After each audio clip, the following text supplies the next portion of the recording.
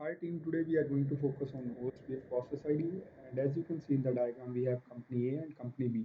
Both the companies are running with the OSPF. In company A subnet 1, 2 and 3 are present, in company B subnet 4, 5 and 6 are present. So what is the requirement? Company A has acquired the company B. Now as a network engineer we have to merge the network of company A and company B.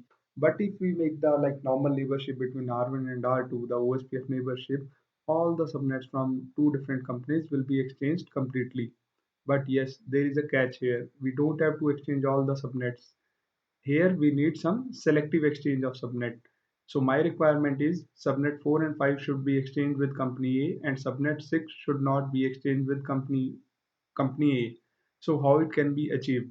So what I'm going to do on router R1, I'm going to create two different process ID 10 towards company A network, process ID 20 towards company B network. And as we all know, the OSPF process ID is locally significant on the router. Yes, please keep this in mind. OSPF process ID is locally significant to router. So what we have done, we have created multiple process ID on router R1. And by default, if we have multiple process ID on a single router, they are not going to exchange any routes with each other. I'm going to repeat. If we create multiple process ID on a single router, they are not going to exchange their routing table. They are not going to exchange their subnets. So we have created two process ID. By default, they will not exchange any routes. So now I will go with my requirement so that I can exchange subnet 4 and 5 with company A. So what we can do, we are going to perform the redistribution between process ID 10 and process ID 20. And the redistribution is done in such a way that all the subnets will not be exchanged.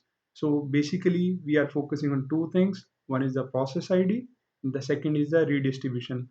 So in this video, we are not going to discuss about the exact configuration. So this video was more focused on the concept, on the logic. So in real-time network, you are going to find these kind of scenarios.